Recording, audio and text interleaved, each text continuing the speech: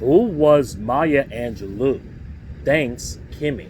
Maya Angelou was a famous American author and poet. She was a lot of things.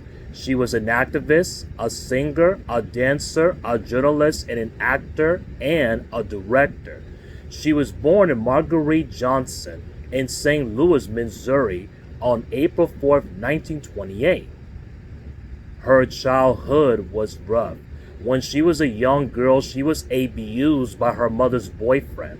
And for about 4 years, she wouldn't speak to anyone except her brother. She moved back and forth between homes, and sometimes she didn't even have a home. For a while, she lived with other homeless children in abandoned cars at a junkyard. I know she even went through some really hard times. But Angelou turned those struggles into a great literature. Her poems, plays, books explore oppression in lots of different forms. An oppression of black people by white people, and of women by men, and of the poor by the rich. Her famous work is I Know Why the Caged Bird Sings, which was published in 1969. In it, she tells the story of a young girl named Maya growing up in Arkansas in the 1930s. And around the time the South was segregated. African Americans had to shop in different stores, live in different parts of town, and even go to different schools. They were treated like second-class citizens in pretty much every other way.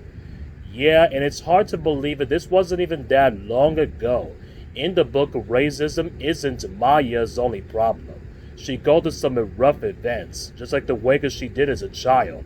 Her mother's boyfriend abuses her, and her mother abandons her. Maya feels trapped by her poverty, her skin color, and her gender. She thinks that she's totally powerless over her body and with her destiny. But over the course of the book, she learns to assert herself to take control of her life. Well, the character Maya isn't exactly a younger version of Maya Angelou. The book is based on her childhood, but it's not a strict autobiography. That's a book where somebody writes their own life history.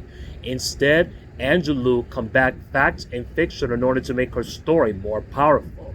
Sometimes the book has a shifting perspective. Sometimes the character speaks as an adult and sometimes as a child. So when you read it, you get two different perspectives on the events of Maya's life. But the versions of the narrative switch in and out of dialect, a way of speaking specific to a certain time and a place. Maya uses the language to evoke the South of the 1930s. Yup, and it was praised by critics and became a huge bestseller. She followed it up with 5 more autobiographical novels to cover for the rest of her life, as well as several volumes of poetry. One called Give Me a Cold Drink of Water Before I Die was nominated for the prestigious Pulitzer Prize. Maya also had a career in film, in television, writing screenplays, directing films, and appearing TV programs. She's been even nominated for Tom and Emmy Awards for acting.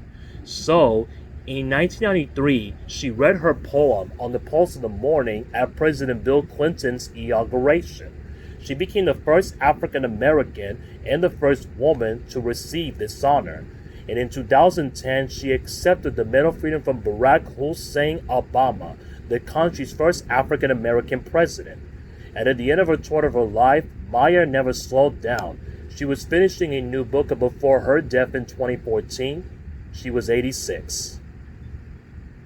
Why don't we open that cage?